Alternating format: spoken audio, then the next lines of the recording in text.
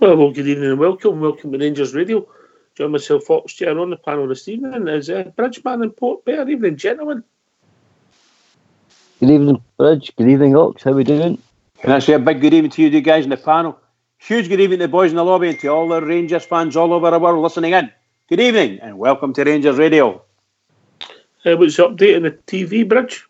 The TV? Don't know, I'm not watching TV. Oh, when you get in the back? Oh, am I getting my TV? my TV is being repaired and we got a phone call today to say that they'll be here on Friday with it. They fixed it, found the problem and fixed it. I don't think it was on the actual telly itself. I think it was one of these. It's a Samsung telly and they have what they call a one connect box. So it's a wee box with all the box of tricks that's got all the stuff in. And all it does is Samsung Port Bear. Samsung. Samsung, you dancer. That's the name of that. Is that not the name of that ship where all the Japanese are in it? Knackered. Can't get off. The Samsung. That's no nice, isn't it? No, that's no nice. Oh, you're not a nice man. Ah, shocking, incredible. You're a shocker saying these things. People think you're telling us. That's it. Getting there, pal. We're getting there. My wife and I are looking forward to getting home. All right. How are you, Port Bear? Very good, mate. Very good, isn't it? Aye. Good wee day in the house for the Wains. All right, it's half term, mate, isn't it? Aye, well, no, they're here. No, they're just back. But the wee young lady, Maya, she was having a bit of a ball when she came for school today. A bit of a mad couple of years, so she did. Testing the patience of a Ralph Feather. They're good at that, mate. What age is she? She's 8, mate. No, sorry, 9. She's just done 9. Okay, just her birthday. Trust me, mate, you've still got 15 years to go with that.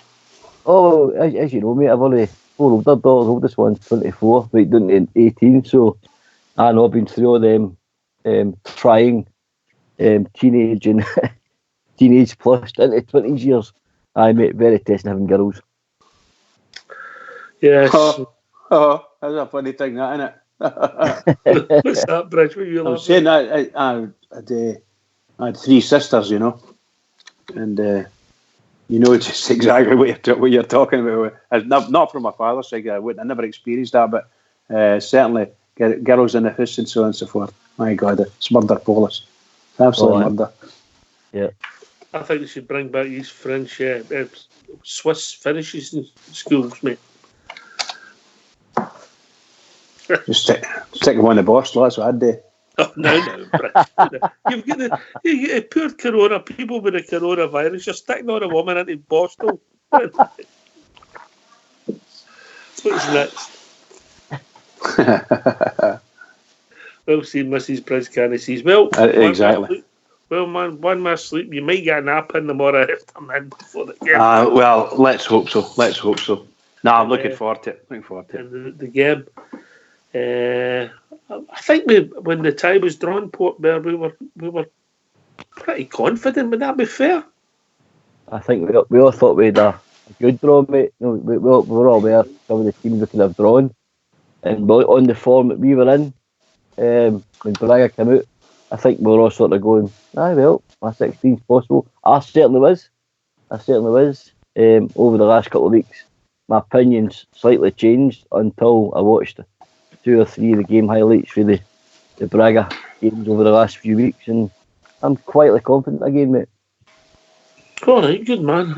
Well, obviously we've not played as well, Bridge, but some of our results and performances in Europe have been spectacular over the last 18 months. Oh yeah, absolutely. I mean, I think Steven Gerrard has dragged us with the coattails, if you follow. I mean, all the way up, you know, and he's dragged us holding on to his coattails, should I say?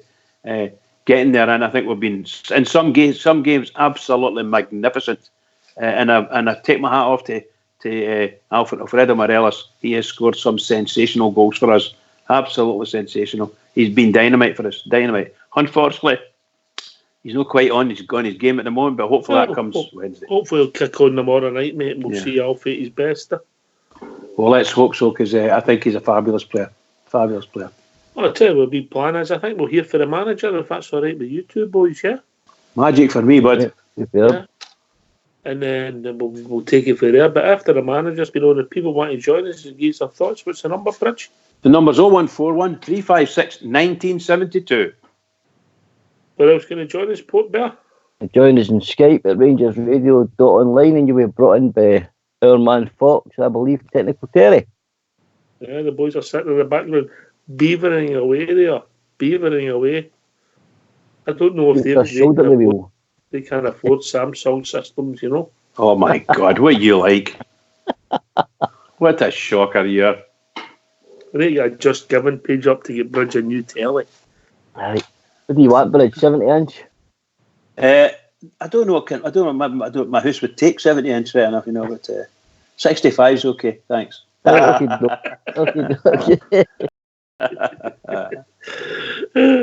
Just think the old single end you lived in at first, Bridge. I took up the whole house. I'll tell you what, you get in and all the rest of the stuff that goes round a bit of telly. The place was mobbed, you know. And her and I sat down, must have been months sitting talking about it. What would it look like? And we came up with this idea how we want our wall with it, you know, with a big telly here and this, that, there. And I wanted one of these. I want like a telly with all these small tellies, let's say 25-inch tellies, and a whole load of them. They all join together to make it one big telly. You know the ones I'm talking about? Imagine getting the sports bars, aye. That's it, exactly. You know, something like that. I'll take that. Give me that. She used to laugh at me. Now we'll get this big 65-inch. It looks like one of them.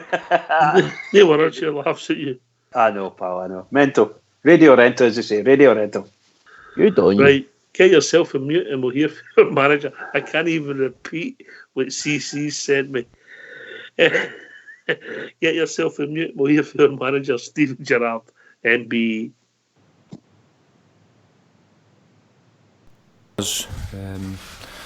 Done the majority of yesterday's session, and he's obviously come through to this morning's session, so he's available for selection tomorrow. So that's the only added name to as it was. In terms of your team's performances over the last couple of seasons, some of your best performances have come in this competition. Is there a thought that a good performance tomorrow could almost help you get your mojo back in the bigger picture of things as well? Yeah, I hope so. I think if we can find that performance against the team at the level of Braga, I'm sure that would bring the confidence and belief that we need. And as I say, I believe you with what you say, that we have found our best performances in Europe. We do seem as if the tougher the challenge, the more we rise to that challenge. Of course, you have to deal with the challenge of VAR tomorrow night. What have you advised your players ahead of that? Because we've seen, especially in England, the decision going for or against the team can change the momentum of the match.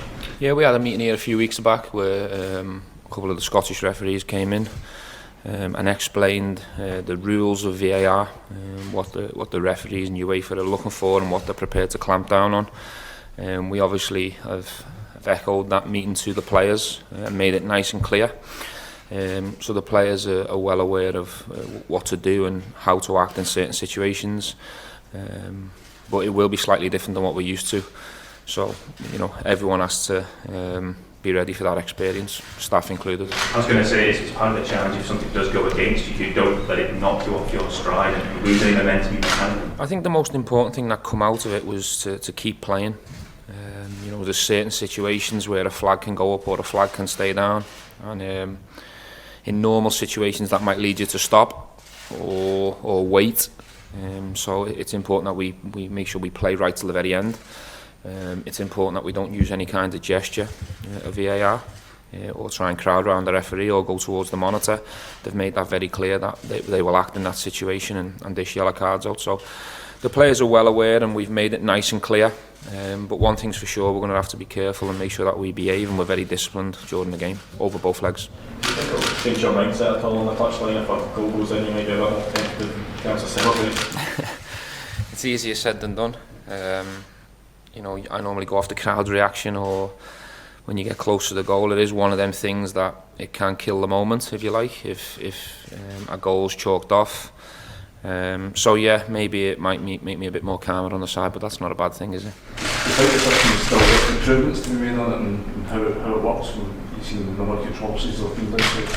Yeah, well, I think the UEFA version is slightly different than what they've been using down south as well. I think the good thing from our point of view is that they're going to do everything they can to improve it and make it better.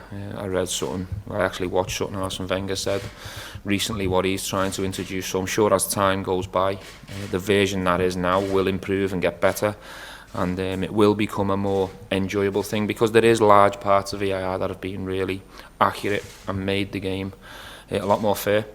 I think what everyone wants is to make it more of a better spectacle for supporters and people in the moment who are paying good money to watch these games, that the buzz and the euphoria of a goal is not taken away. So I'm sure they'll get there in time. Just the nature of football that no matter what, decisions are always going to be contentious.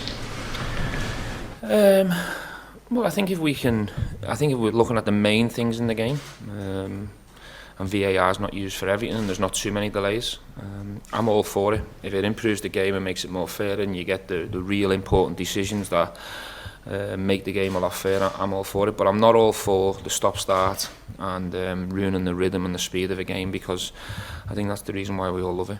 In terms of Braga, you watched against Portuguese opposition before this season. How do you sort of compare the two? Well, I think they are the form team in Portugal right now. I think over the last 4 or 5 weeks they've won a cup final against Porto. They've beat Sporting Lisbon. They've beat Benfica just recently. So we've got nothing but respect for this team that are coming to Glasgow tonight and also next week. Obviously had good performances against Wolves and done ever so well to get out of the group. So we know the challenge. We've been the underdogs in this competition since the group stages, so I don't think anything changes there. But it's certainly a fixture that we can't wait for. We're really excited, and I think you can see in the players' eyes and the focus and the training over the last couple of days that we're really looking forward to this challenge. It's big for us, of course it's big, and without a doubt we're going to have to find a lot better performance that we've been shown of late. Do you think your players enjoy that underdog status, that challenge going and proving people wrong and being head of things like that? I think everyone does in football. Especially in cup competitions, it's always an opportunity if you're the underdog to first and foremost prove to people that you belong at that level, that you can mix it with players on your level from an individual point of view. And also, this is where the players all want to be. When you sit down with the players, when you're signing new players or when you're speaking to existing players, they all want to experience the opportunity to play for Rangers at European level. It'll be a packed house. I'm really looking forward to seeing what performance the crowd bring, because they can be a huge help for us tomorrow. How much can victory in these games do to the confidence of the squad going on in the season? Yeah, I think I answered that question before. If we can find that performance that gets us a real positive result, that sets us up nicely for the second leg, I'm sure we'll be feeling an awful lot better about ourselves. Sometimes it takes this level of opposition or this type of game, the magnitude of it, to find your best and rediscover your top form. So without a doubt, if we're to be happy come the final whistle tomorrow, we're going to have to find a performance where we rediscover ourselves both in and out of possession. Do you need to be more cautious with the fact that it's a two-legged game? I don't think cautious is the right word. We're at home. We want to be really front foot and positive and aggressive like we always have been. We want to try and lift the crowd and get them with us. That's very important. But to answer your question, there is going to be times in the game where we're going to have to be really organised, have real good balance behind the ball, because these are the team on the counter-attack. If you're not, they can hurt you badly. How's the pitch? Not too sure, because I haven't seen it since the weekend, but I'm sure the ground's going to work tirelessly to make it in the best condition it can be. I think we all know what condition it's in compared to what it was at the beginning of the season. But it is what it is. It's going to be the same for both players. We've played a game on it at the weekend where the weather was real brutal for a couple of days. So I'm sure come kick-off it'll be fine. But,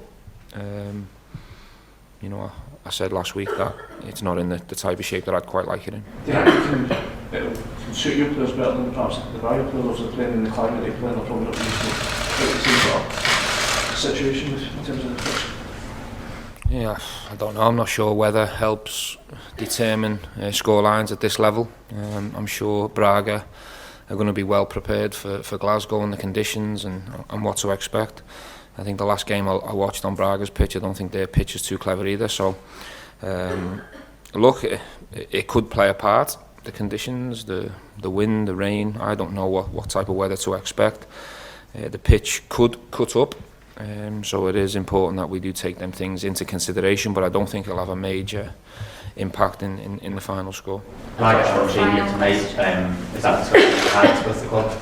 Sorry? Braga aren't training at the pitch tonight. Is that a discussion that you had with the club to look after the pitch? No, well, I think for both sets of players and both clubs, we want to protect the pitch and have it in the best possible shape it can be in. I don't think a training session in the rain tonight would help that situation. We had a very similar situation. I think it was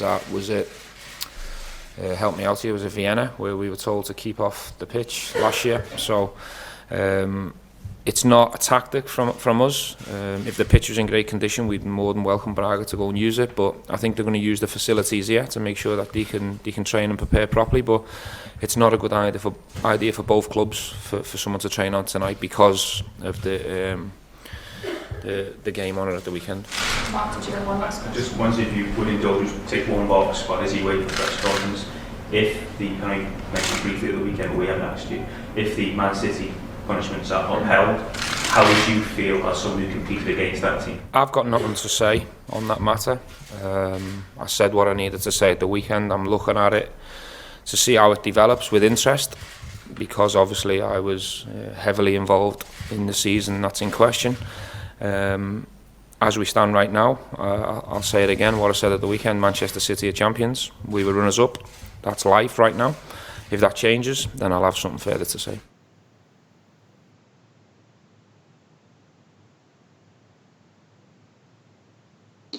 Well, thanks for that, Fox. Good news at the start there, and it looks as if Borner's fit, Bridgeman. Yeah, sounds good, doesn't it? Sounds very positive, very positive. And let's hope he is and he comes out and does a business for us. That's what we're looking for. And well done to the manager again. I think he's been out tacticked by the press. They're trying to tell him about tactics, and I can't believe it. I can't believe listening to them. Well, never mind. No, he's back at his best. Our manager. Yeah, absolutely, pal. Brilliant.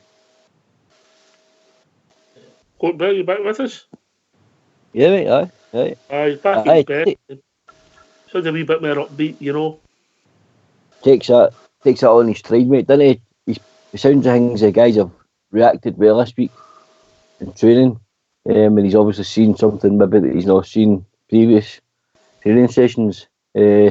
Obviously he feels a lot better, and having Borner back, you know, that's massive, mate, for me. He brings a lot to Rangers. He's not been at his best the last few weeks, but he does bring a lot of quality down your left hand side, mate. So I'm glad he's back. It brings a natural balance to our side, and I'm happy about that, especially against this team. Aye, it does bring a lot to our team, and if he's getting crosses in with that, the pitch being steady, hard to defend, Bridge. Yeah, is it? You know, he's been putting some smashing crosses in. The last couple of games, just before he got injured there, the last couple of games, I think he was carrying another wee knock, you know. But when he's on his song and he gets himself into that nice position and he puts some beautiful crosses in, absolute 100% pressure straight onto the defenders, and I think he's great, and a great gift of a left foot. Great wand, is it wand they call it? A wand of a left foot. Yeah. Marvellous stuff. Good to see him back. Yeah, obviously we'll see. Didn't get a lot of hints what the team's going to be. I mean, I think that's quite right, Portman. Keep the cards close to your chest, mate, because I think Braga probably sit looking at our form, mate, and you know, and by all accounts, probably think Gerrard could do anything here, because, and regardless who he selects, not many players have been informed of this, so they're probably wondering what team he's going to pick. You know, so I'm happy about that. I think he'll still go with his 4-3-3. I really believe that. But the sounds of things are going to be slightly, have to sit in at times and be cautious, because, like you say, this team are lightning on the counter attack, mate. Lightning. Who would you put across the middle? We know that Ryan Jack is suspended. Well, they put him on the spot, Bridge, and get his 11 actually off him. Oh, sorry, pal. Sorry. Oh, but what do you think? Well, we put the screw on him, Bridge, and see what his 11 is. Me? Oh, Port Bear. Oh, Port Bear, absolutely. Hammer him. It's for Port Glasgow. Get into him. Right. Okay. Right, McGregor. He's injured. Alan McGregor. I'm only kidding. You were worried there, but weren't you? So I was, McGregor, Tav, Goulton, Katic, Barisic, Kamara, Davis, Arfield, Kent, Morelos, Hadji. That's my team, guys. I think the reason I want Kamara back in is because I want Kamara back in again because he's the left footer on that side of midfield. And I just think, I know he's not been great, guys, but not a lot of people have been great. I think on a night where you're missing Ryan Jack, I think you still need to keep him a wee bit of, just safe passing. He's easy on the ball. Just for me, it's Kamara, and because he's good at going back. He defends well for me. So definitely Davis, Kamara, and Arfield in the middle. I think 100% agree with you on the midfield there. I agree with everything you've said so far. And I would have Arfield, Stephen Davis, and Kamara on the left. Absolutely, 100%. All right. So what are you going to do? Is it Hadji, Morelos, and Kent, and then your front three? Yeah. Aye. Yep. The only thing I would say is that I think in Europe he likes Aribo. I was just going to. You took the words out of my mouth. And maybe Hadji could be an impact player, but I think you're pretty close to the first 11 there, mate. I wouldn't argue with that. Do you know what I'm thinking, Ox? What I'm thinking on Aribo is because I think because Jack's out, it could come down to a question of Aribo or Kamara, and I think he'll go with Kamara, and then maybe bring Kamara on. Aribo in the second half to play in the central midfield rather than more advanced. That's the only reason I'm going for that, mate. I think, in my honest opinion, I might be wrong. Of course, I might be wrong. I would leave Hadji out and bring him on as a sub. I think Aribo sits in good form, particularly when he's been playing out on the right. He's been very, very good and drifting into the middle. And he's been like a target man at times. Sometimes he's been a target man and makes himself available. It's been really clever and magic to watch him. I'd have Aribo up front. Aye, I mean, I wouldn't argue with both the selections. I think that's a bit. I know people might come on and say, "Well, Canberra in for Kent, mate." Some people might be thinking that. Aye, well, that's a good shout because Canberra gives you something different. That's one thing I checked tonight, mate. I made sure the two of them were eligible, Hadji and Canberra, and both of them he's definitely in the European squad. So. I thought Hadji was cut by because of the Champions League qualifiers, but it doesn't count apparently, so he is in the squad in it. But I get what you mean. Canberra gives you something different out of the left side, doesn't he? But again, Impact maybe come on and have some sort of saying match later on.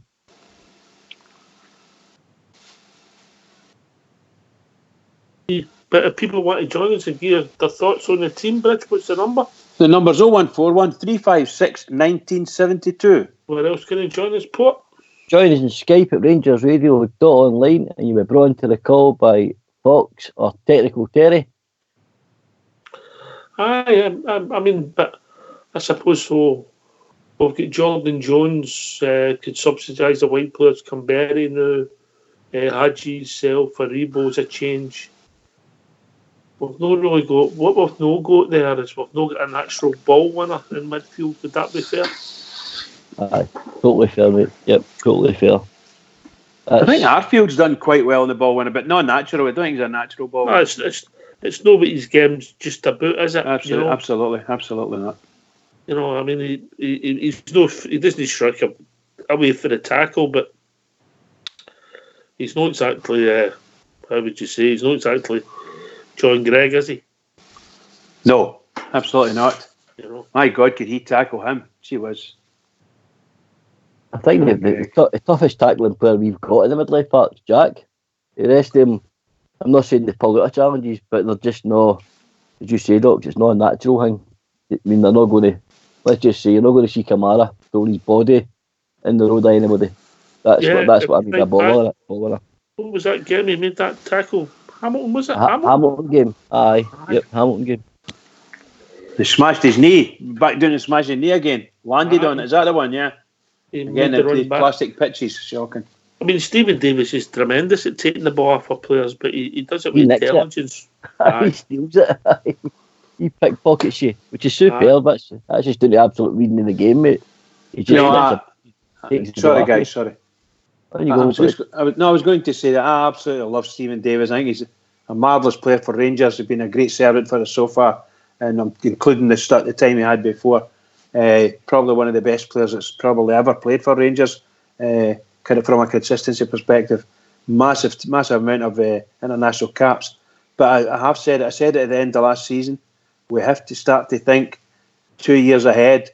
We're probably not get 100% to Stephen Davis on the pitch. We need a quality midfielder to take his place. Maybe Hadji. I don't think it'll be that, but I think along the lines of some sort of defensive mid that's going to be able to play football. I don't know what you guys think. I'd be looking for somebody who can actually play football and tackle. That's what I'd be looking for. And maybe that's Edmondson. I don't know. No easy to find, mate. No, I know, pal. I'm saying we might even have one. You could maybe convert Edmondson into that. I don't know. You remember back in the day, guys, these defensive midfielders weren't really a thing. You were just a tough tackling guy like Graham Souness or Terry Hurley, etc., etc. But these players seem to be demanding big money. You don't know if you think N'Golo Kante and players like him, they demand big money for these guys. And they seem to be an absolute commodity for every football team in Europe at the moment. They all want this wee tough tackling, box to box, 100% stamina. Just a wee absolute. That's exactly it. Exactly, 100% stamina, 100%. Yeah. Mm-hmm. Not the most technically gifted, but they give you everything they've got for the full 90 minutes. Is that boy Kante the best we've seen in that position in the modern era?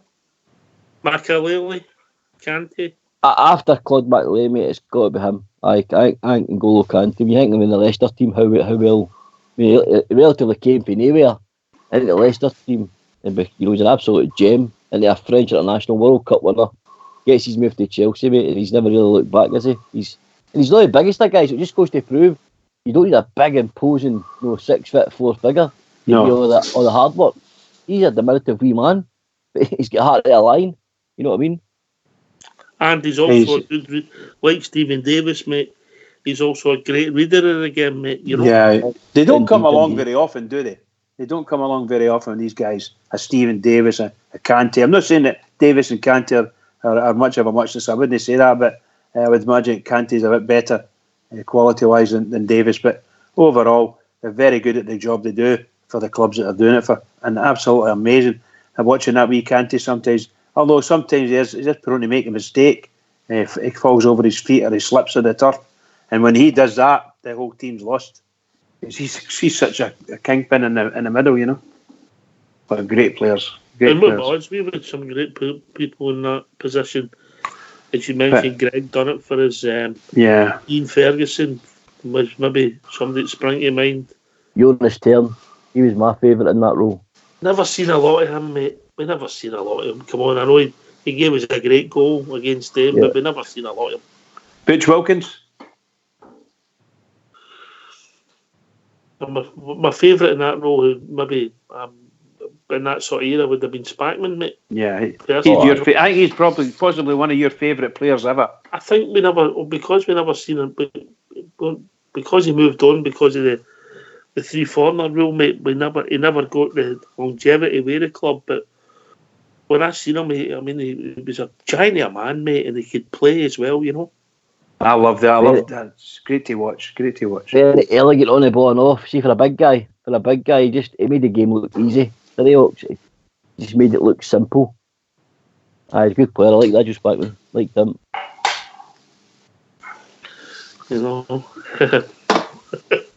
I must admit though, I don't want Rangers to go out and spend fortunes and fortunes and fortunes on tryouts. I want them to go target someone and have a target for whatever the reason is, whether they want them in for the first team straight away or nurse them in for 2 seasons and then away we go. And the fans, we really need to pay. I know we can't be patient at this moment in time, but we really should be. And if this manager must be allowed to bring his people in, nurture them through, and then put them into it, or go out and spend big. And we don't have enough money to do that. I think we've got enough. I think we've got enough projects in the Bridge. I think we've got. I agree with you. Your Hadjis, your Ebos, Kent. The guys are all relatively at the start of their careers. I was going to echo. I can't remember who was it saying the other night. I think it was Albert. I would rather see guys between 25, 28 getting bought, experience, let's say championship players. I'll give you an example.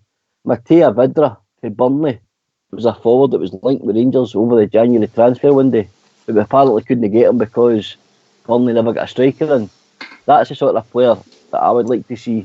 Somebody with that experience, a Czech international, good goal scoring pedigree in the championship. He's only 28 years of age. He's got a lot of experience to give as well, and a lot still to give a team. That's the sort of age group I would like to see in the next transfer window, personally. That sounds good. Sounds good, aye. Well, I mean, Fox is always saying that this is a hard game when you start tweaking up your quality. It's no necessarily numbers you're looking for. It's quality. Aye, quality, not quantity. Well, I think, guys, if we could think that we've got enough quantity in players, anything else we bring in, it has to be 100% quality. We have to get quality in there. That's what we need to do. That's what I believe. It's got to be quality. For the first team squad. Name your wee projects as far as I'm concerned. I think we've got enough for the coaching staff to be dealing with. And if you bring in a couple of experienced, fresh faces who'll also teach all our youngsters other things, it'll bode Rangers as well. I think you've always got to experience these guys. Getting the blend, right? Getting the blend. Yes, exactly. Exactly. Aye, that was said before, wasn't it? All right, so this is working one or two ways. Either we're boring everybody to tears, us three, and everybody's watched the football. But if they want to join us, what's the number? I think they're watching the football. 0141 356 1972. And maybe you could tell us, somebody could tell us what's the latest score. I'll tell you the latest scores then. I'm watching it. It's no excuse not to come on. It's no excuse not to come on. You can watch and come on. Bridgeman, he's on the show and he's watching. I think P45 in order here. I think so, yeah. He held such promise to that boy. Such a promising star. Oh, schoolboy, well, thanks for the call, Port Bear. Don't be a stranger.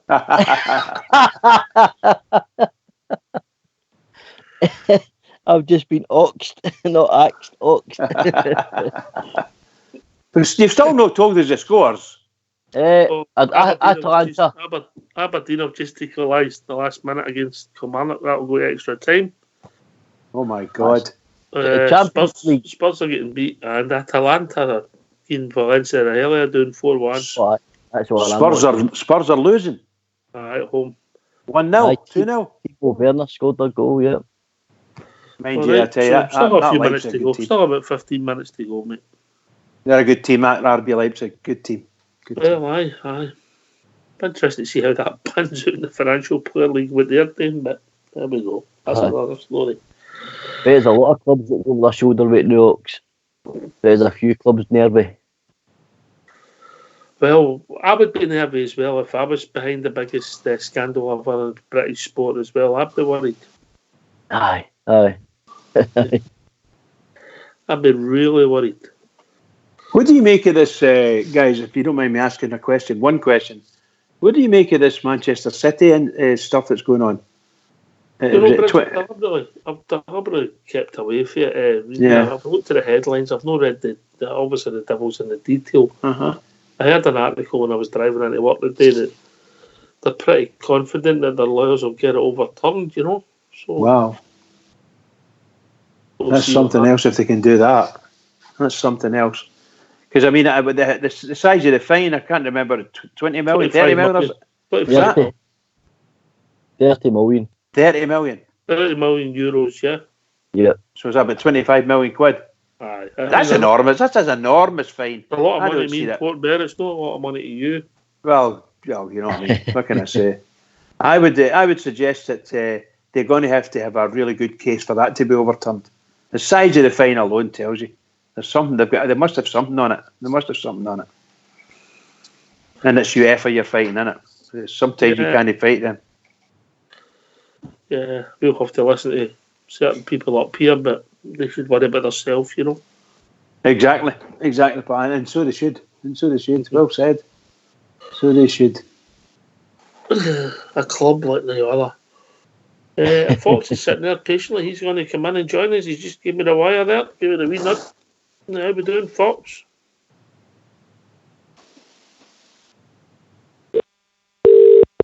Oh. I'll be joined by Colin. Hello. Evening, Colin. How we doing? Hi, Sandy again. Getting the bug for this show, like, eh? You've got a bug for this, haven't you? Oh, definitely. I'm just wondering, in the light of the Rangers looking for a new strip manufacturer and all that, what's your take on that? Right at tea time, mate, aye. Huh? I'm just wondering what your take was on that, like. Well, I think, obviously, the deals came to an end and we've had some of the legal stuff that's going on behind the background. I know things changed slightly. That some money changed hands with the last court hearing. It sort of came out in our favour, so we're allowed to move on and start looking for potential partners. That was my reading of it briefly. But where does that leave us with Hummel though? Are we still tied in with it? No, I think that deal might be coming to an end, mate. I'm not sure if it was a 2-year deal. Right. And Hummel would be good for us, mate. I mean, but obviously, if somebody of the bigger boys come in and they're throwing more money at you, and obviously it's our 150th anniversary as well, so... Well, I like to think it'd be Adidas or something like that, eh? That would be my choice, personally. That was the best quality of strip we ever had, in my opinion.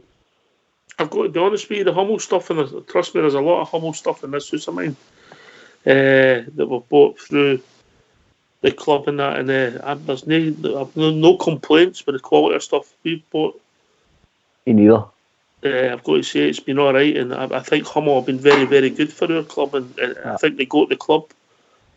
But if we had to move for financial reasons, I would still wish Hummel all the best in the future, you know. Oh, definitely. Well, I've got all the stuff, like, but the wife upstairs, like, says I'm too old to be walking about in Rangers taps now, so they're all up there in the wardrobe, like, at the minute, eh?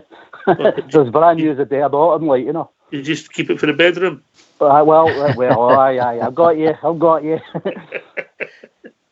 You've got to remember as well, look, as the brand grows, you know, Hummel only a match for Adidas, Nike, and the bigger brands, you know what I mean? And I think that's just what's happening as Rangers are growing. Where are the big companies? Remember, Hummel have had teams like Real Madrid on their books, mate. I know, mate, yeah, I know. Aye, yeah. But I'm just thinking on, you know, you think about strips and now it's all Adidas, Puma, and Nike, innit? That's your three sort of big guys now. New Balance are coming in as well for Liverpool, that obviously. But I just think, you know, maybe Adidas or Nike or somebody's going to throw more money. And go for Nike. I would go for Nike and Adidas. I'd stay with Hummel if we can, but these ones fascinate me. I wouldn't get anywhere near New Balance. Nowhere near. No. For the obvious reasons. I would, if I was being honest, Andy, my choice of kit manufacturer would be Adidas. I'm with you. Yeah, same here. Yeah. I thought that was the best quality of shirt that I ever worn, like, you know. I think people have a certain vintage Adidas in sportswear means something, doesn't it? It does. You know, it's certainly very strong. It does for me anyway. 44 games in a treble, like, you know. Aye, that was that strip. Aye. That was that strip. Aye, definitely. I some bought me that, like, we were down in town in Leeds, like, and he went out and bought the 2 shirts on the. I think when we clinched the treble, I think England were playing one night, and we were in a boozer there, like, and they didn't like it, like, you know. But I remember him buying us a strip that night, so it stands out as that memory, like, you know. The other one I don't like is Puma. I wouldn't touch Puma. No, I never liked Puma. No. I'm intrigued, Oxy, on this question. Andy's right. We're on this question of this, and you're wondering what's happening, and then all of a sudden the club come out and put an advert out to say, or put a statement out to say they're looking for people to come in and be partners, supply the kit and so on and so forth. You think, where's this come from, you know? I think they've got to be seen to for the. I'm trying to pick my words wisely because I don't claim to be a legal expert. in case unless it's employment law. But they've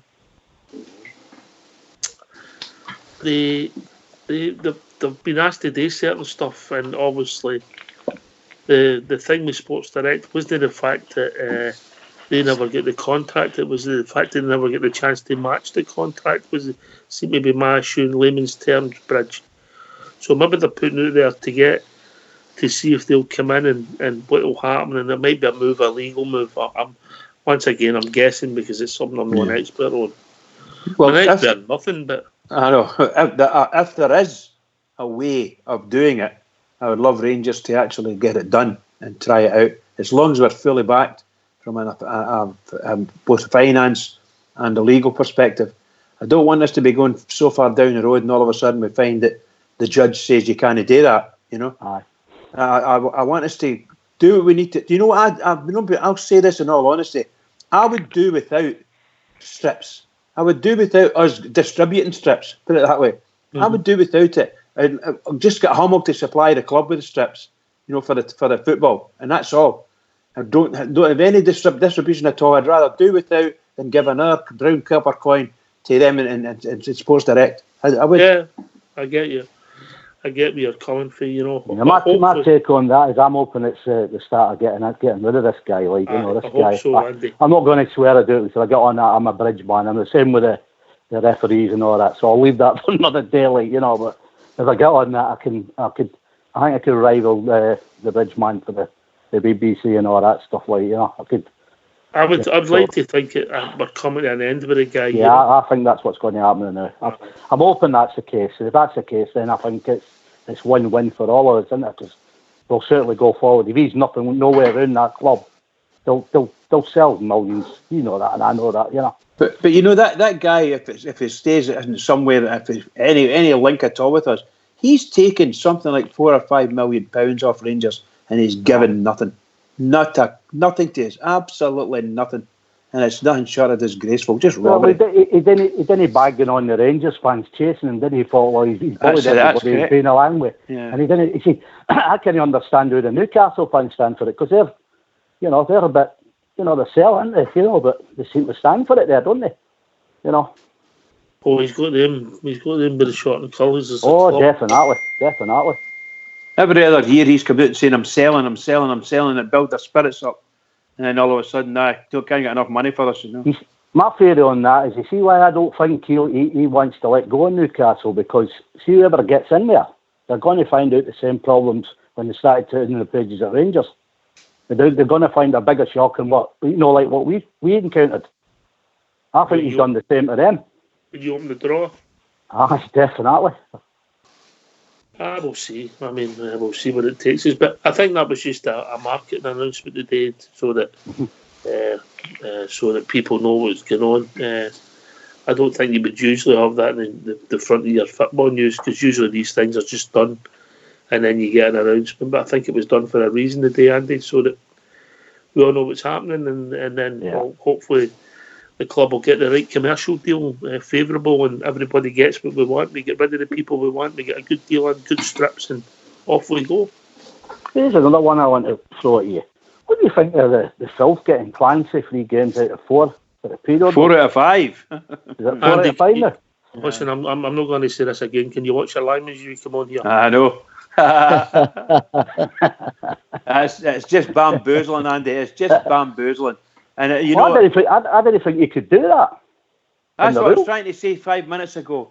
I just feel, and I'm not being funny when I say this, I just feel, I'm sure there's other boys in the lobby, maybe they don't really care in that sense, but I just think the whole lot of them are just taking the piss out of Rangers. That's what I feel. Just taking the piss out of us. I'm definitely with you on that one. Like, it's a shame, but we've got to keep the heat, haven't we, at the minute? And aye.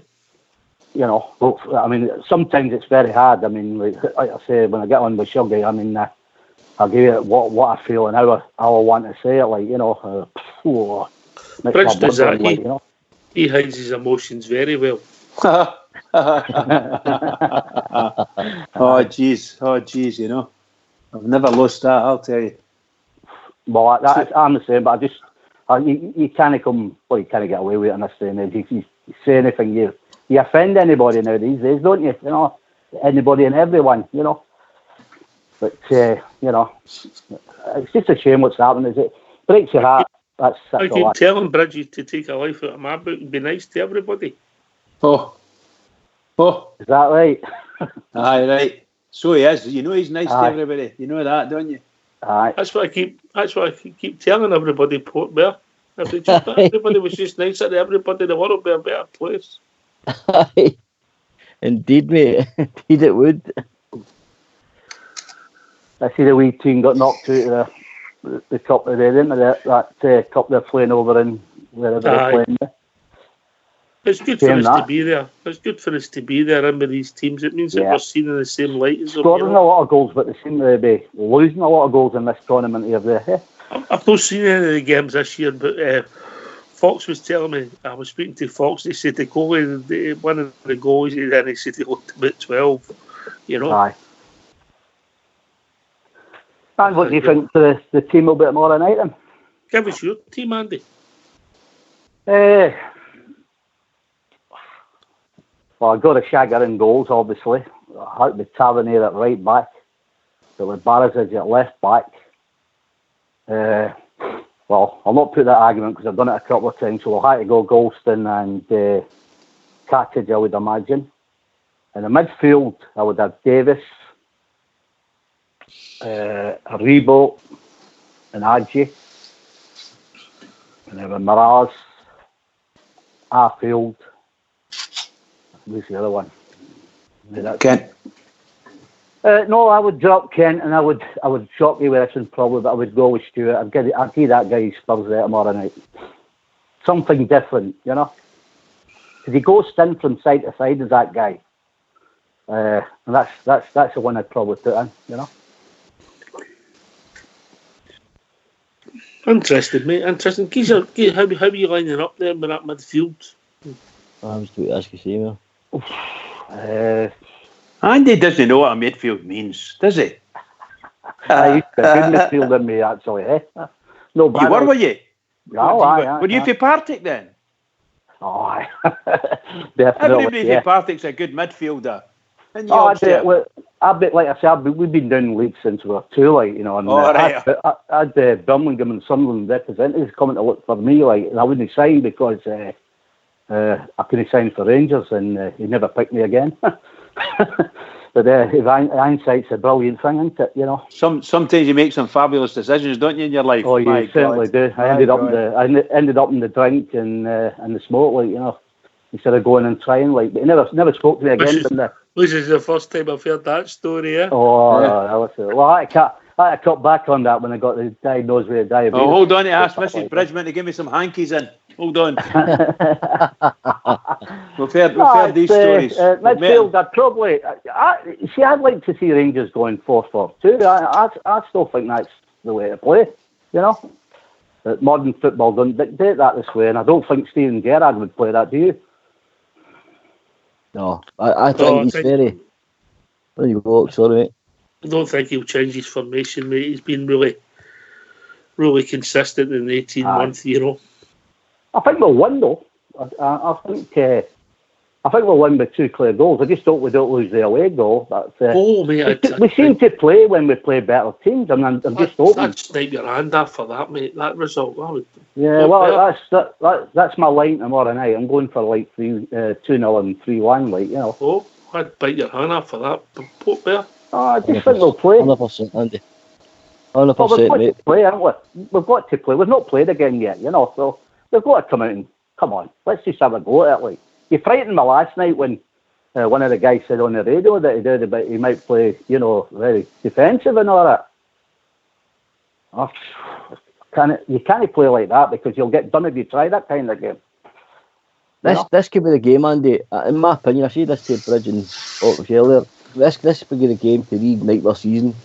You know, there's a bit of redemption tomorrow night if Rangers players show up to their first half of the season's, you know, form and get a great good result against Braga. That could reignite your season, and a lot of these players owe it to themselves as men and their manager and the fans and the club. They've no doubt let us down over the past 5-6 weeks. They do find their best form in European nights, in my opinion. since Gerrard's been my manager. So let's hope tomorrow night is the reignition of, the title race. Let's get this title race back on track again. Well, because I think that's what it's we're not all over clinging until it's to, over. Aye, No. you've got to. You've got to. Like what you just said there. They've not started yet, so they've got to start somewhere, haven't they? Bit of pride and come on, the big crowd behind them. Get it the Laldies and let's go. As Stevie likes to say.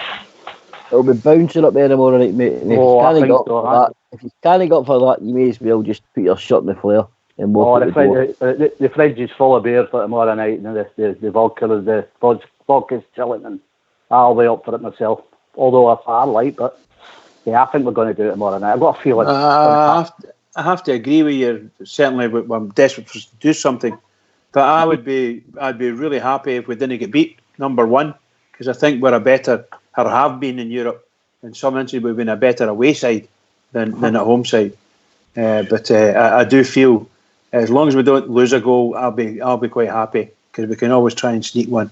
We need Morelos to be on form. We need Morelos. So I take it'll be a good 1-0 you want there tomorrow night, isn't it? I think a 1-0 would do us to take over there, I'm sure, because I believe sincerely we're a better team away from home, and 90% of the times we've played at home we've been a good team. And so I think we can handle ourselves better. And that's basing on the form that we had. If we can't get that form, then it doesn't really matter. We're not going to get through.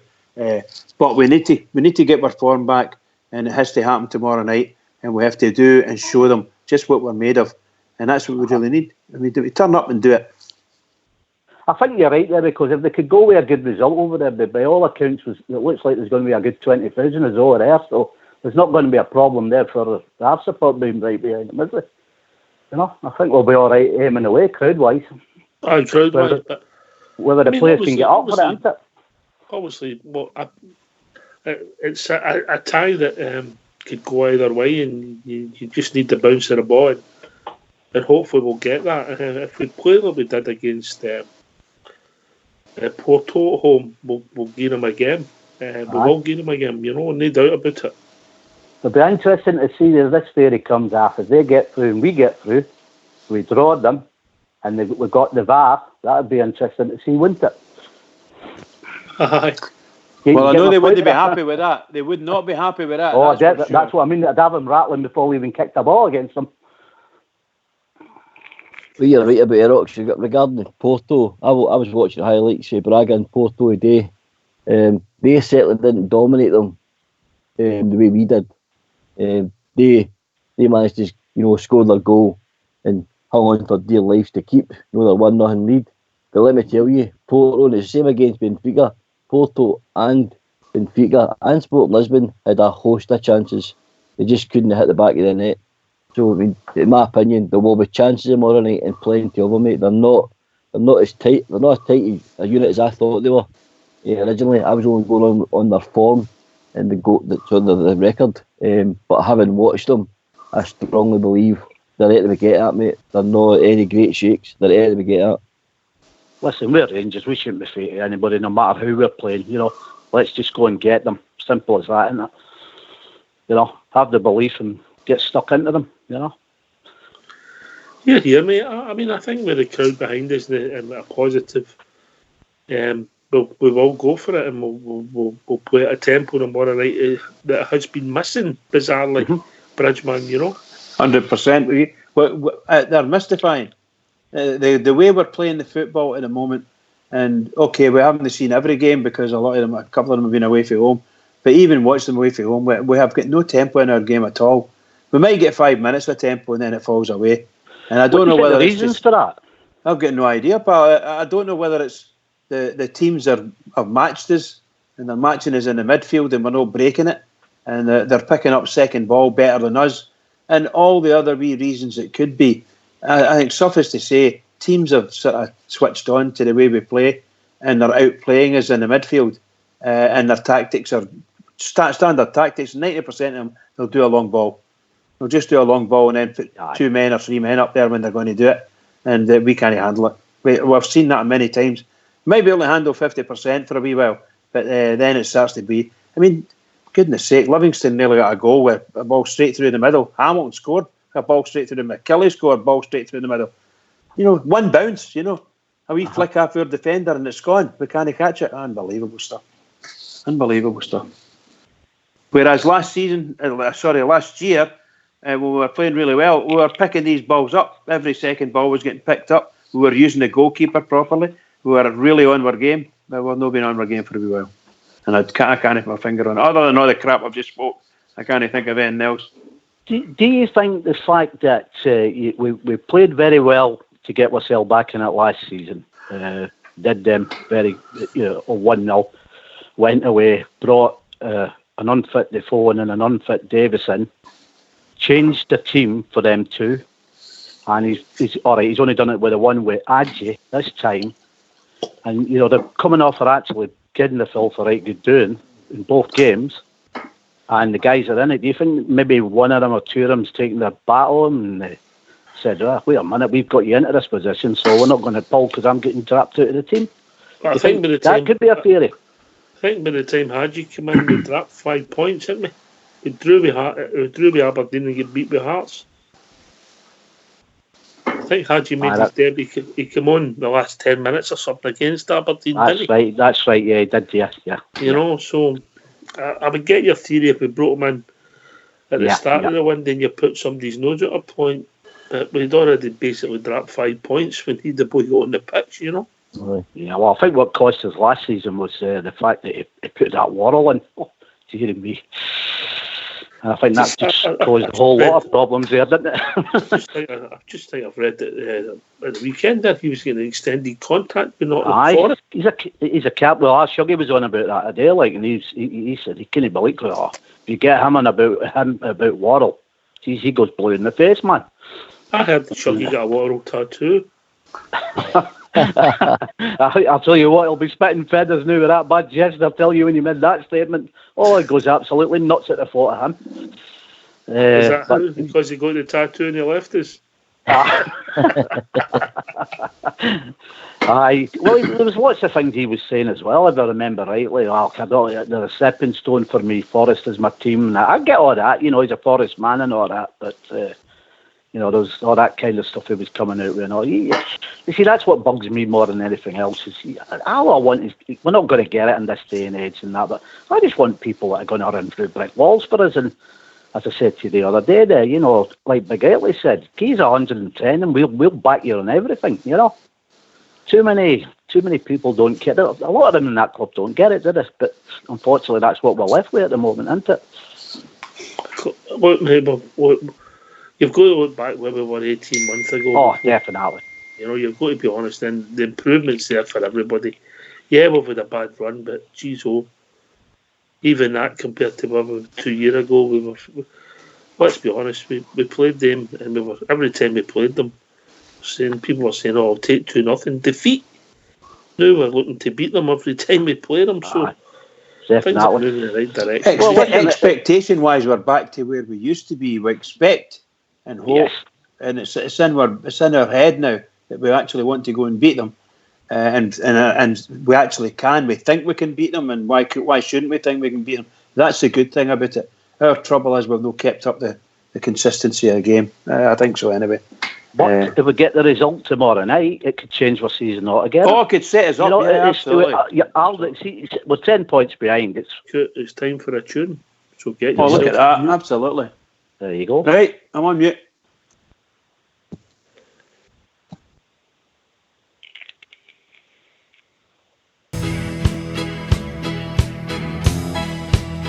I'd been in exile for some years and my eyes filled up with tears when the Rangers came to Wolverhampton town. So I took a trip along just to hear some famous songs when the Rangers came to Wolverhampton town. I stood there all alone while the boys all down from home sang of Rangers, that team of great renown. And a sight I'd never seen when they sang God Save the Queen, when the Rangers came to Wolverhampton town. There's There's not a team like the Glasgow Rangers. One of the famous songs they sung, and a sight I'd never seen when they sang God Save the Queen, when the Rangers came to Wolverhampton town. Now on the field below, the boys put on a show, the likes they'd never seen at Molyneux. And it's football, it was grand, from Macmillan, Scott and Brand, when the Rangers came to Wolverhampton town. There's not a team like the Glasgow Rangers, one of the famous songs they sung, and a sight I'd never seen when they sang God Save the Queen, when the Rangers came to Wolverhampton town. Now the league flag must come nearer, with men like Bobby Shearer, the way he played at Wolverhampton town. And the world forever after would sing of Jimmy Baxter, for on his head they placed that noble crown. There's not a team like the Glasgow Rangers, one of the famous songs they sung, and a sight I'd never seen when they sang God Save the Queen, when the Rangers came to Wolverhampton town. Now I knew it had to happen, I heard a mighty roar, the famous Glasgow Rangers they had scored. And the sky was white and blue, Wolverhampton shook right through, the loyal rampant Rangers had come through. There's not a team like the Glasgow Rangers, one of the famous songs they sung, and a sight I'd never seen when they sang God Save the Queen, when the Rangers came to Wolverhampton town. When the Rangers came to Wolverhampton town.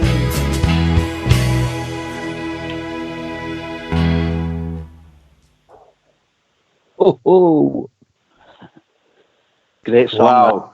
Wasn't that a great song, eh? Do you enjoy that, Bridge? That song takes me right back to my teens. Right back to my early teens. Aye. Loved it. Loved it. How many fans did they take down there that night? They took a hell of a lot down, didn't they? Oh, probably 30,000, you know.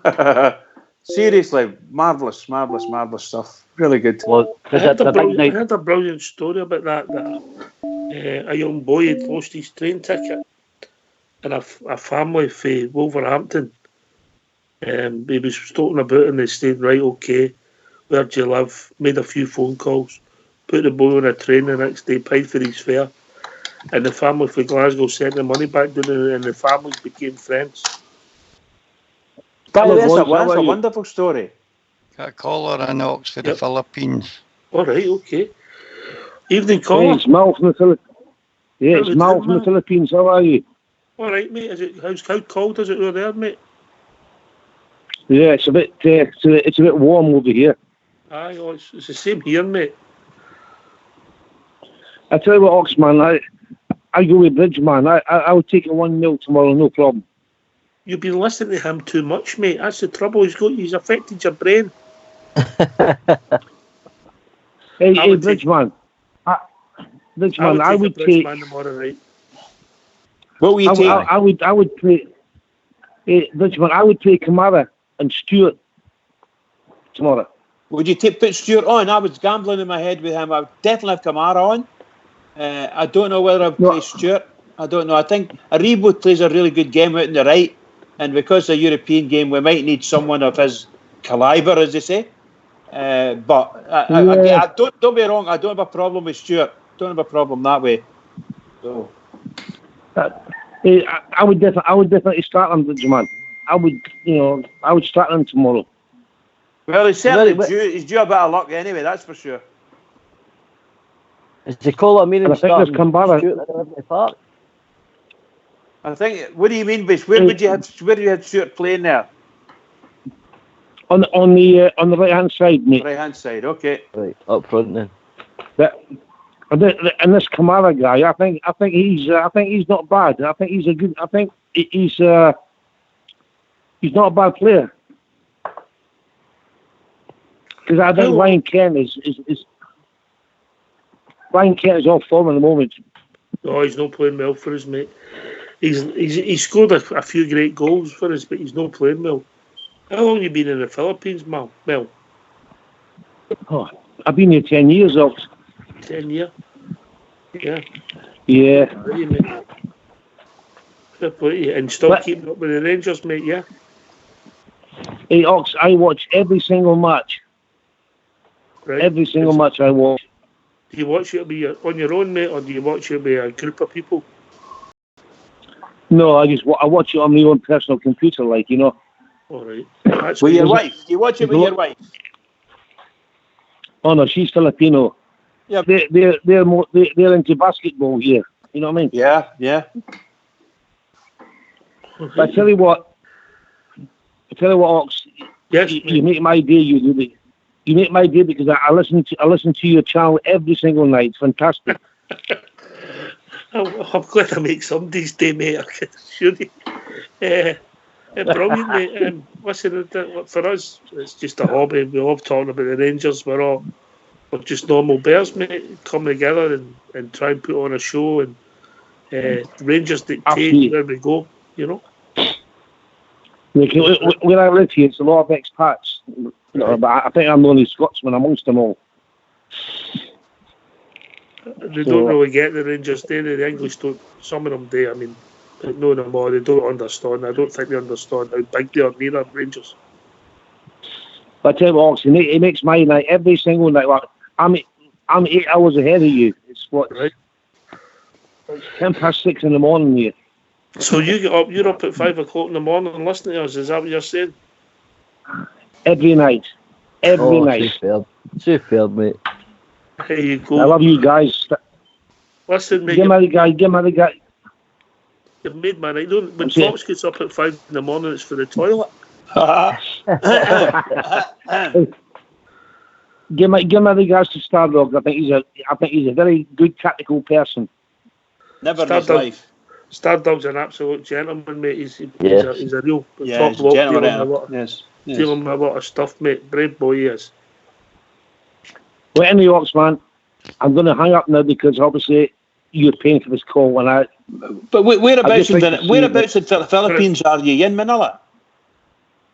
No, I'm in a place called Mindoro. Mindoro, okay. All right. He'll not even know where I am. Thanks for that. Oh, I do. Thank you for that. Listen, Mel. Listen, great call, mate. And I mean this, and don't be afraid to ever phone in because the kind words they mean a lot, mate. They really do. Big respect, mate. And the same to you, Ox and Bridgeman and Fox. I think you're all great, and I'm just so happy that I can here in the Philippines, 6,000 miles away. I can listen to you every night. I think it's brilliant. All right, thanks, mate. Well done, pal. Well done. Cheers, mate. Cheers, mate. Okay, thanks, you take care of yourselves, guys. Take care of yourselves. Cheers. All the best. I'll tell you what. Thanks, if I was phoning in for Cardonald and I hadn't went to the game on Sunday because it was a wee bit cold, I would be embarrassed. Evening, old bear. I'm phoning in for the Antarctic here, by the way.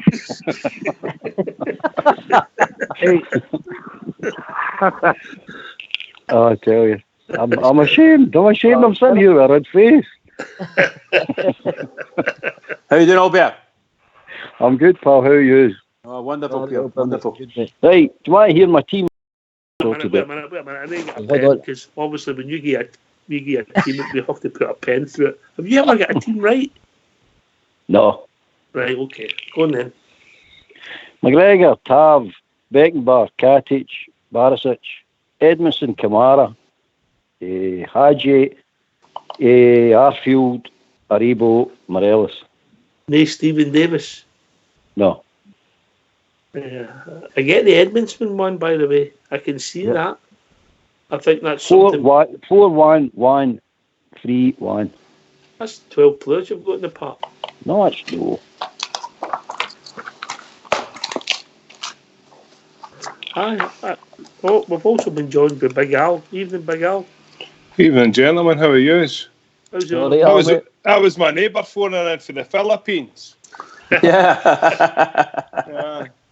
Good call. Good call. I mean, I know you're far away as well, but we feel as if we know you. Aye. Where did the boy say he was from? Mendoza? Aye. The Philippines. Aye, I know where that is. Have you been to the Philippines, Bridge? Did I catch that there? Oh, I've never been there, pal. No. Oh, sorry. If you do want to go there, especially with the condition you're in at the moment, you want to go to a place called Angeles. Have a wee Google. You'll go down a storm with that condition. The condition I'm in. That's the Kenny Rogers. Love that song. Anyway, I'm looking forward to tomorrow, gentlemen. I think it's a different work face. It's something that I think as players, the players actually enjoy it. It takes their mind off it. Something. Sorry for that noise. I've got a guy cutting the lawns. Right. You've came a long way. You don't even cut your own grass anywhere. No. You get a boy to do it for you, man. I've got a certain knee. Aye. So I think it's a refreshing thing. I'm looking forward to it. I'll be up tomorrow morning. I'll watch that. I've organised the missus. I'll need to go up and take the kids to school, so I'll be sitting down, hunkered in, watching the football. But as I said before, I think it's just something that takes our mind off everything. And I think maybe Gerrard, you've heard me speak of him before. I think he has a European mentality. Like, you know what I mean? I think he puts a lot of onus on the European results. I think they get noticed with Scottish football far more than they do within Scottish football. I think that generates a lot of positive vibes for him as a brand, as a Steven Gerrard brand. So I think it's refreshing them more. It takes their mind off the league. A good distraction. Well, distraction. I don't know if it's the right word, but I know the sentiments you're trying to get there. Yeah. I just think we perform better in Europe for whatever reason it is. I wish it was the other way about, and we were out of Europe and we were 10 points clear in the league. But unfortunately, that's not the way it is. But look, you never know. Hey ho, miracles might happen. You know what I mean?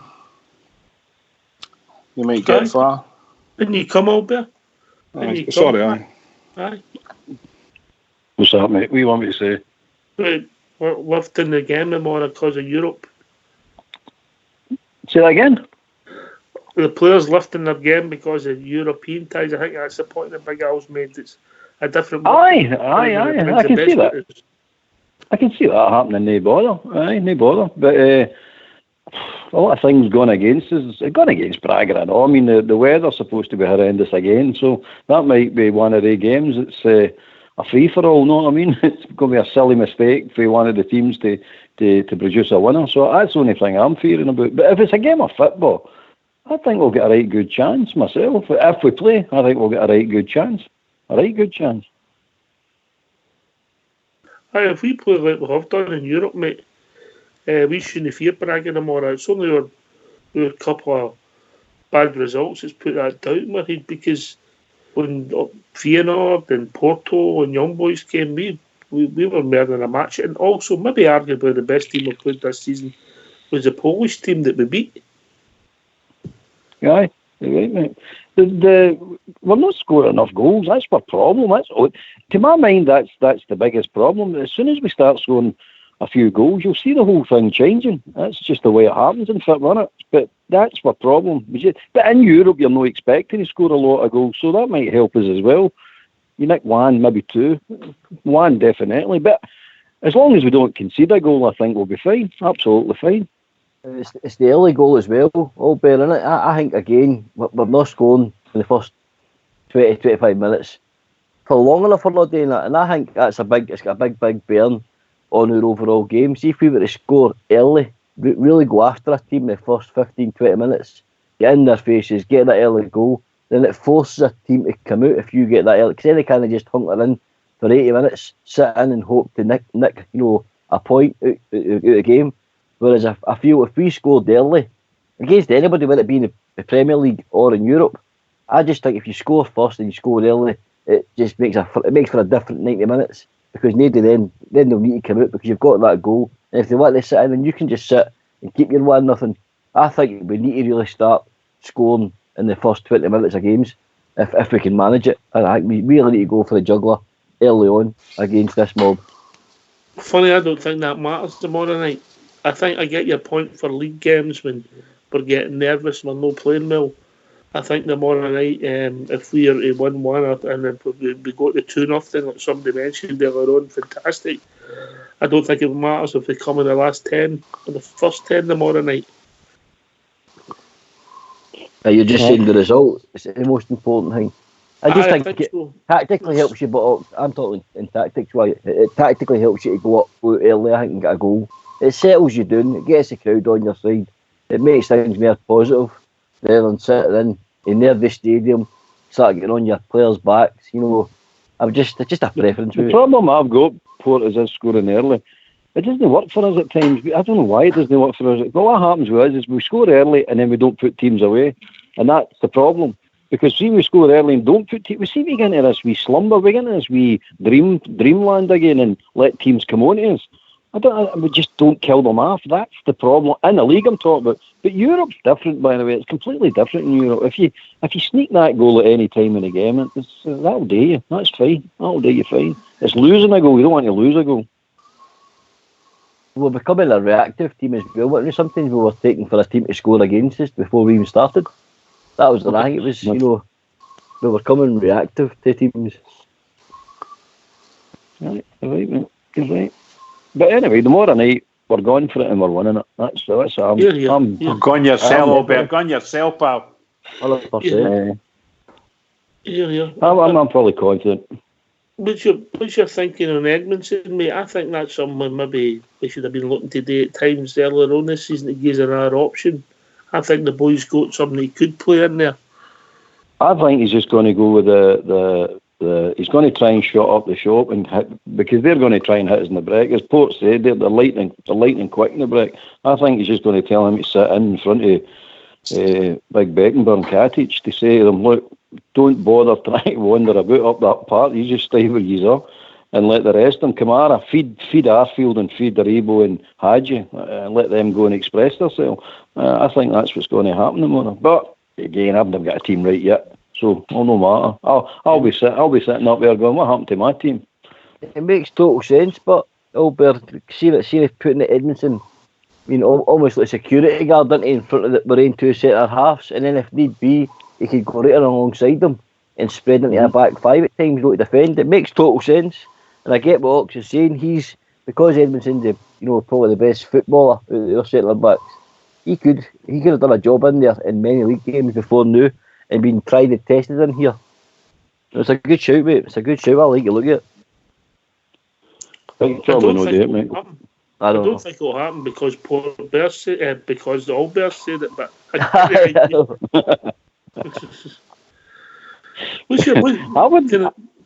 can I ask you what's your thinking with Davis, mate? I don't think he's on form. I mean, just the simple reason I don't think he's on form. And I think they're maybe going to be a wee bit too quick for him. I think in that sort of game, if you're asking him to cover and they're flying it, you know what I mean, especially on the break, I don't think he's going to be quick enough to recover. Football-wise, Davis all day long for football-wise, but if he's isolated and he's stuck up that park, you're no better at the back, and I don't think we can be afford to be a man down at the back, put it that way.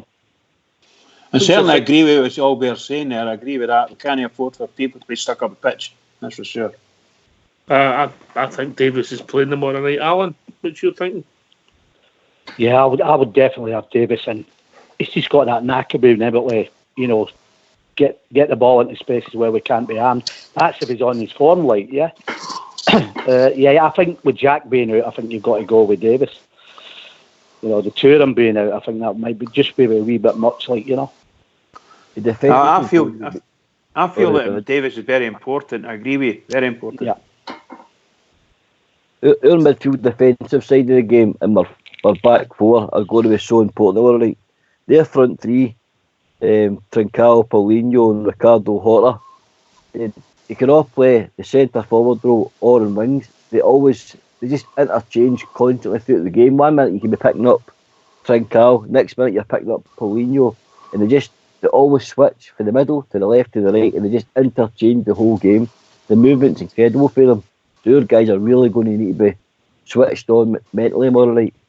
So they're really switched on and watch the runners, watch their movement, because they're pretty dangerous and quick the way they interchange with each other. Yeah, we can't carry anybody out tomorrow night. Everybody's got to be at it, bang on from the start.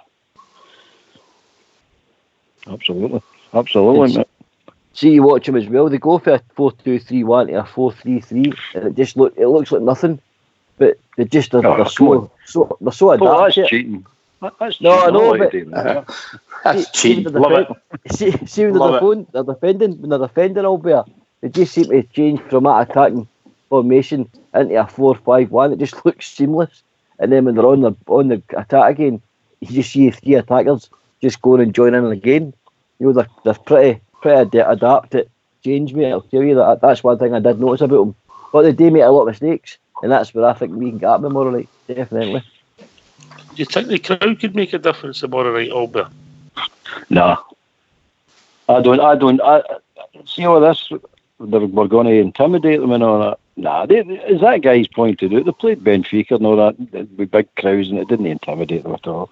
The only time it intimidates them is if the team really got up for it, and then we all get right in behind them. Not the way sometimes goes. Not, I mean, that right atmosphere.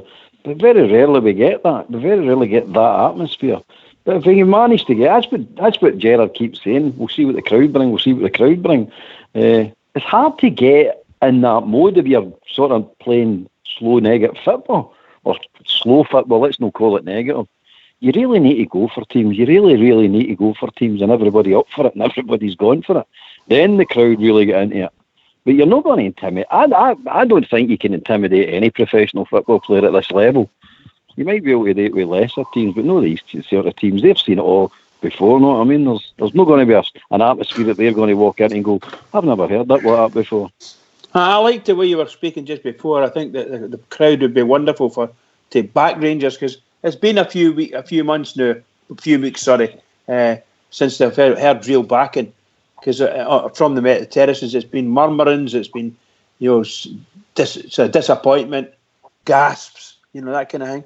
I think that they deserve to have a really good backing for the players. I'm not really bothered about the opposition. Let the players feel the feeling and see if they can react to it. If they react to a really good crowd, brilliant. The game could be on. I think it's going to happen tomorrow night. I think they're going to shock us for once and just go right at it. And I think the fans are going to go along with them. I've just got a feeling. I hope so, mate. The thing is, we shouldn't be shocked, but should we see what going on the first 6 months form? We shouldn't be shocked, because we know every one of us in this call tonight know exactly what that team's capable of. And that's been a frustrating thing for us all. You look what's happened, you know what's going on. And if one of us had the answer to that, I'm sure we'd be sitting a different job right now. That's up to the team and the management team to work around this and find out what's went wrong. They would have got a day to go out this slump, but I keep saying it. Tomorrow night, a positive result could go a very long way of putting that team back on the map. Big difference, mate. Big confidence and momentum. What momentum could they for you, Because they're flying as well. Look, they're no mugs. You know what I mean? They done well to go out their group in the Europa Cup. Wolves and that, Slovan, Bratislava, Besiktas. They're no mugs. So that who did Wolves do against them? Victory. How did Wolves do against them over the 2 legs? They got a draw and they get beat. They got a draw at home and they get beat away, I'm sure. I think if we get through and we pull Wolves, I think that'd be a difficult game for ourselves. You've got a crack side. Oh, they're a cracking team. I see a bit of these. I'm down here, and they're quite tidy. Them never stop coming at you all the time. Them from start to finish. But I wouldn't mind it. Rangers and Wolves. It's got a ringer to it as well, isn't it? Aye, the first game is a 1-0 Braga win. The second game is a 3-each draw. Right. I mean, so they're no mugs, guys. I've just got a feeling here tomorrow night. I hope I'm right here. I've just got a feeling it's going to come here tomorrow night. they can't keep playing the way they're playing. And the team, for me, they seem to up their game when they're playing the better teams. It's the Kilmarnocks and the Jam Farts and teams like that we can't beat, It's because Braga won't sit in. That's right, so we'll have a go. Aye. We'll have a go. And it suits your style for a team to, have a... We get slagged because we can't break teams down. You watched that Liverpool against that Atletico last night. I mean, they've got brilliant players, cracking players, and they can't do it. But we get slaughtered because we can't do it. It's not easy. You know yourself, when they always sit in like that, it's not bloody easy. It's really difficult. It's really difficult, you know what I mean? And one of the best attacking forces in Liverpool. One of the best attacking forces we've seen a generation probably. In Atletico Madrid, they're a great side as well defensively, but Liverpool just didn't have the answers. You're right, Albert, you're absolutely 100% right, mate. Did you see their manager last night, that Simone? Jeez, man, he was going nuts, him. On the sidelines, eh? I love the crowd up, and that was brilliant. That's what we could do with Gerrard, getting a bit of that, like, Well, but he looks like he needs a straight jacket, doesn't he, man? He really does, man. I was saying that this morning, like, he's nuts, man. Eh? He's just never stopped, did he? He's whipping up the fans too. That's what I like when he's getting the fans. That's what I mean. He was going nuts, man. Fair play him. Can I come in for a minute? They never had a shot on target last night, Liverpool. Not one shot on target. Is that what it was? Any comfort?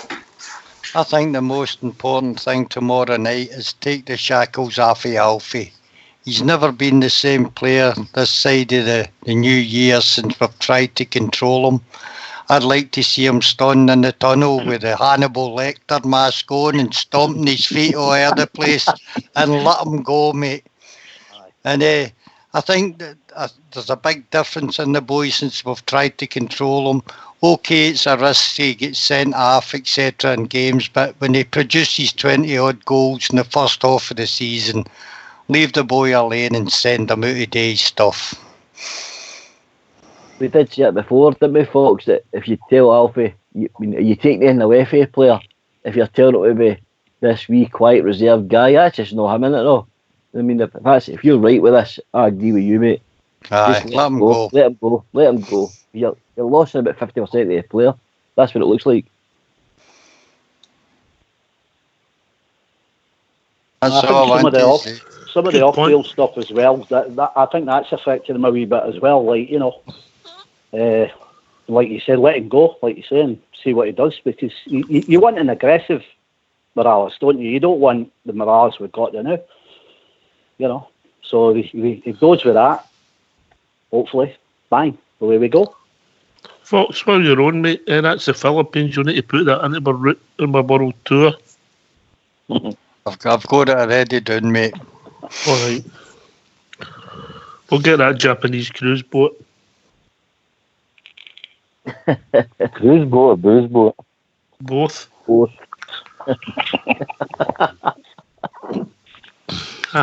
Aye, fair point about Alfie, just let the shackles on, let the boy play, and if he does it, he usually ragdolls the other team's two centre-halves, doesn't he?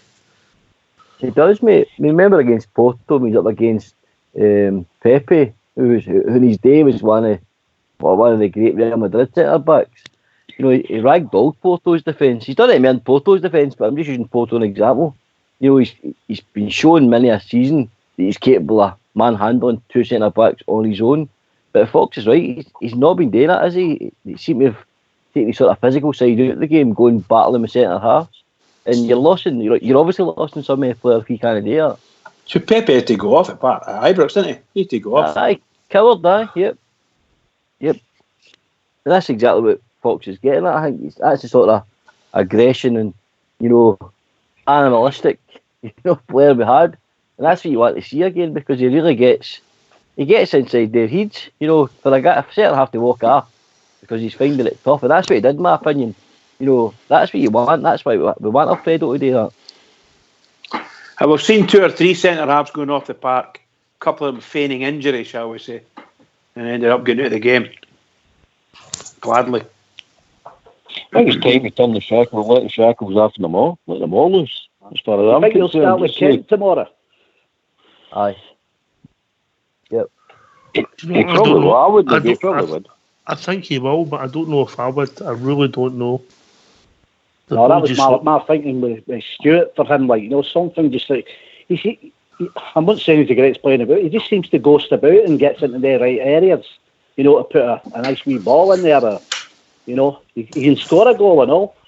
But what I will say, if Kent does play tomorrow night, at least he'll know he'll be facing 10-man defence, will he? No. You know. He'll definitely play Hadji tomorrow night because that's the reason. One of the reasons he sold Rangers to the boy. You know what I mean? That he's got a chance to play in Europe. So he'll definitely play him tomorrow. Definitely. Yeah, I don't have a problem with him. I think he'll be all right. I think that sort of game suits him. Do you know Albert as well? I think that's just a typical Hadji game. He'll find a lot better space tomorrow as well. Him and Kent will find space that they've not had for weeks. So I think that's how, as you say, get the shackles off of Kent as well. You know, and just say to him, just go and play your game. Just you go and play your game. You know, and get involved. And I think there's going to be plenty of space to be had, mate. And we have got players that can help you. Definitely have. I see his Flair's book's been re-released in Glasgow. There's a chap, just a couple of pages on it. He mentions Oxchair in it, Hadji. Was it all good, mate? Was it all good? Oh, it was all good stuff, mate. Aye. Bridge Ghost wrote it for me. Ghost, aye.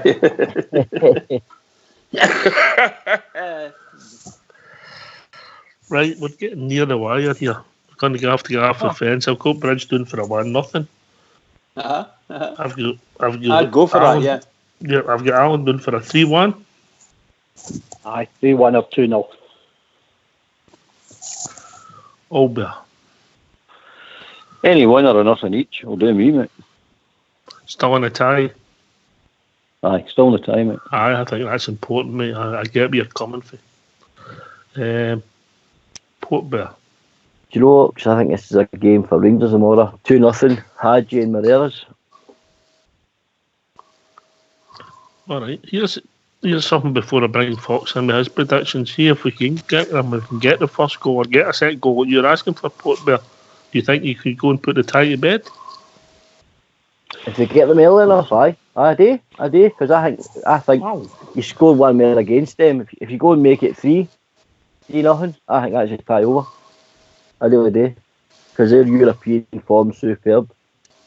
Honestly, it really is, and I think their tails will be up. Gerrard, you know what he's like, mate. He likes Rangers to go for the kill, doesn't he? He's sick. You said this million of times. Often enough, when we're killing teams off, and there was times where we're sitting 2-0 up, and he thinks we become too passive, and he wants us to really go and finish teams off. And I agree with him. If you've got them on the ropes, you're up 2-0, and you're flying. Go for it. Finish your tie. All right, Fox. And what's your prediction for tomorrow night, mate? I think we'll go 2-0 as well, mate. I know the tie's over 180 minutes, but for the sake of the fans, mate, have a real go tomorrow night and give yourself the best possible chance you can to go through. I fear if they score there here, we're out. So I think 2-0 would be a tremendous score for us. I'd be delighted with that, Fox. Absolutely delighted. I think every Rangers player fan in the world and all the players would be delighted with that 2-0. 2-0, because they're a tough team to play, we know. Tough competition.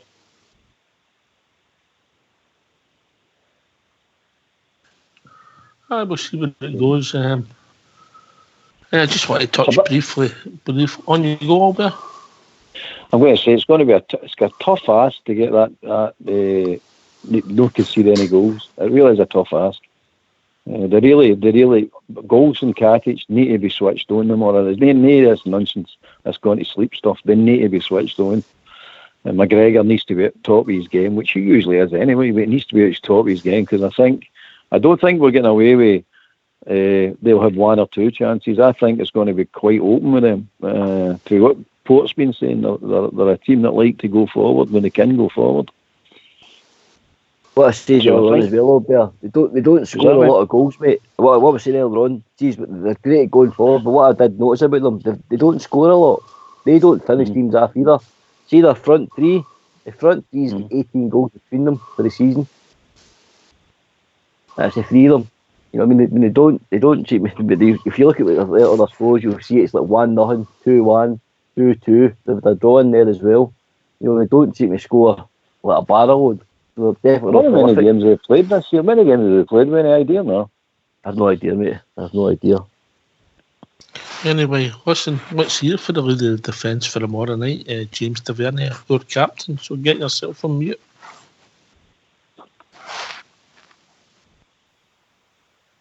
I believe the European competitions brought the best performances from our team. You know, they speak for themselves. These European nights under the lights in front of our crowd, and you know, going away to good stadiums and good teams. You know, it just brings the best out of the players. So hopefully tomorrow night we can really bring that the form that we've been looking for, and you know, take that towards the end of the season. Yeah, I was going to say, is there a feeling amongst the group that this kind of fixture could maybe help you find your mojo again across all competitions? Because obviously you have maybe had a little less rhythm in the domestic games so far. Yeah, we've had a slow start since we've came back from the winter break. You know, the performances have got better, but we know the levels still are not there where we want to be at. So we know in this European tie that we can bring that form and get that form back against a good team like Braga. You know, it's going to be a tough game. It's going to bring the best out of the players who are going to be selected, and I hope that it can bring the form that we're looking for. I just look at the weekend and reiterate the point that nothing's been lost yet. There's still a lot of games to be played in this season. How as a group are you able to focus on that after the stumbles you've had over the last few weeks? It could be easy to get distracted by that. Yeah, we've made it, you know, harder for ourselves with the results that have came of late.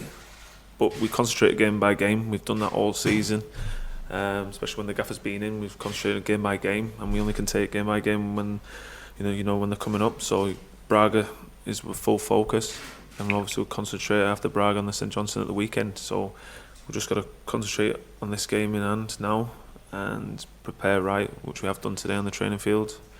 And yeah, I think the boys are all really relishing this moment for tomorrow. Apologies for bringing it up, but where are we at with penalties at the moment? It seems to be something we always have to ask and debate when you come in. You're out the limelight just now, or ready to step up and call upon? It seems to be a bit of a movable feast at the moment. I'm always available. I'm always available for selection. You know, it comes down to the gaffer and the staff who they want to select, but I'm always available to step up and take a penalty, so I'll have to wait until tomorrow night. Is your confidence still high in that topic in terms of penalties? You still feel you can step up performance? Yeah, I've been practicing on the training field like I normally do, and you know, I've been going away really nicely, so I just keep doing the stuff that I normally do, prepare right, and called upon, you know, I'll be more than confident to step up. So that competition in that front amongst the boys, is there more guys chatting about the manager to jump ahead of you in that queue? There's always a few more guys when you start to miss a couple, you know, but only right, you know, you see it across the Europe big teams. If a couple of penalties are missed, then a new penalty taker comes along. So it's good that we have got a lot of people that are willing to step up and, you know, take the responsibility. But like I said, I'm more than capable, more than happy enough to step up for the team. How did you find the pitch of the weekend? Water the weekend? Yeah, it was a lot better than Saturday when we checked the pitch when it got cancelled. You know, the pitch is not in the greatest state, but we can't let that affect us, and we just got to get on with it. The conditions were obviously, you know, unpredictable, but it's one of those. It's a game of football. You try and play the best you can with the conditions that you're given, and you know, we'll do that tomorrow night, and we'll try and, you know, dictate our style and our tactics into the game, and hopefully we'll get the result that we want. Do you have to change your approach with the pitch in mind? You can perhaps go a bit more direct, or you take the sort of areas of the pitch where the turf isn't as good, take that out of the game? I believe the pitch is still playable. Obviously, it's on the eye. It doesn't look the greatest at all. It is soft, but the groundsmen are obviously trying to make it as firm as possible, which makes the ball move. There is moments where, you know, the pitch might dig up, and so obviously you don't want to put anyone under unnecessary pressure when you're passing the ball to him. So it just comes with experience and what you want to give your other teammate when you give them the ball. But we're all experienced lads, and we'll all know the right decision in the game. How are you feeling about your first meeting with VAR? Tested for you, looking forward to seeing it? I'm looking forward to it and seeing what comes of it. Obviously, seen it plenty enough in the Premier League and the Champions League. I just hope it's done right and it's all fair, and hopefully it's not used and we can just have a real good game of football. What sort of instructions have been given to the players with it being the first time you've at Ibrox? We've had a quick briefing on it. Basically, it's just continue until the whistle's blown. Even offside moments, just continue until the whistle's blown, even if you think the opposition's offside. So just do everything possible and wait for the referee. What's your view of it being down south? Because it's not all the positive news down the road. I'm sure you'll have seen. Yeah, it's mixed. Obviously, I've obviously not played in it yet. I'm playing in it tomorrow, but some things you think, does it really need to be in, or you feel teams are being done unfair, or it kills the atmosphere of certain games. But it's something. The football's evolving and new things are getting brought in, new technology, so we've just got to take it into our stride. What do you make of the test tomorrow? Because Braga are on a brilliant run themselves. Yeah, they're in great form, so we know it'll be a tough test. They've got a great attacking threat and they've been doing really well in the league, so we know we're going to have a real good test in our hands. But I think that brings the best out in our team when we play good teams who attack. So I think it'll be a very good attacking game tomorrow, which suits us. You've also had those 8 rounds of qualifying that you've come through the last 2 seasons. How much will that experience help you in those difficult moments in the game? Yeah, well, it's a 2-leg game, so we've got to be patient no matter what's happening throughout the game, and we're hoping to as a team to come away with a clean sheet. That's our main aim, and we know that we're going to create chances. But we have to be more clinical than we have of late, where we've probably missed chances where we've not tucked them away. But with games like this, you have to tuck away your chances, because if the other team get a chance, then more or less they're gonna finish it. So we've got to be more clinical. You talk about keeping a clean sheet. Is that the most important thing at home, especially with the away goals, or keeping a clean sheet, or would you rather score a lot of goals and maybe concede one? As a defender, I want to keep a clean sheet. That's my first and main priority. As a team, we're always very happy to come away with a game with a clean sheet. That means we've worked really hard, stopping the opposition, implementing their tactics against us. So, our first and foremost, we'll be trying to keep a clean sheet, because we know we're going to create chances. So, it always starts us off with a great foundation. You spoke about Braga's good run. Do you, as captain, consider your team as underdogs? It's been said that we might be underdogs, but I think that suits us. We'll go into the game all fired up anyways. Even if we're not the underdogs, we'll all be still fired up. The atmosphere will be electrifying with our fans. It's a little break from the league, so our fans can really enjoy it, and hopefully we can put a real good display on for them.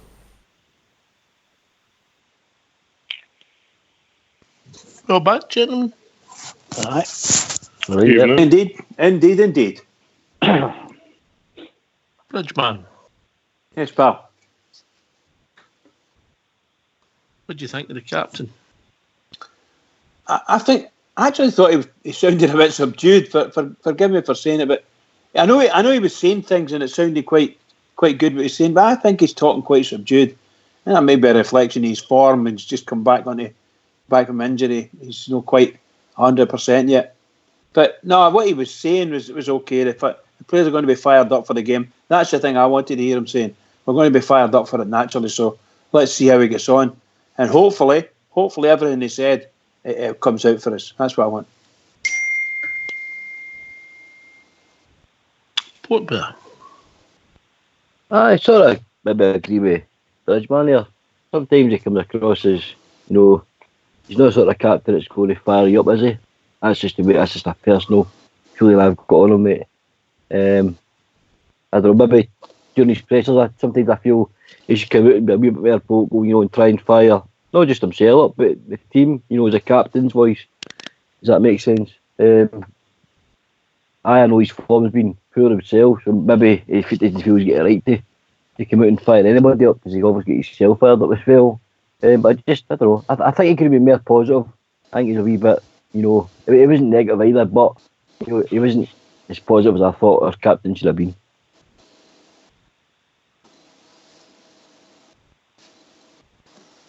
What did you think yourself, Oxchair?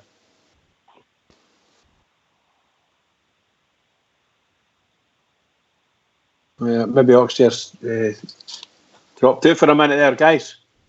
I've been a fell asleep listening to him. No. There's no blood and thunder there whatsoever. No, it's just it seemed a wee bit subdued, flat. Very, very flat, Alan, wasn't it? Well, I think that's what he's like as a person. So why he's even the captain? You need somebody. You need somebody that's going to be vocal. I know they say this about different temperaments. You don't need it in football now. But 10, 20 minutes ago, you were all talking about a guy Simone on the side of the park. That's what I would like to see my captain and my manager as well. I think the captaincy is a reflection of the manager, pretty subdued. That doesn't inspire me as a fan. I don't think if the players listen, that'll inspire the players. What does he do then? Is he like a Jekyll and Hyde character when he is in the changing room? He's screaming and shouting, or is he the same? Because if he's the same in the changing room, man. Gerrard doesn't want that in his changing room. You can tell he wants a calm dressing room.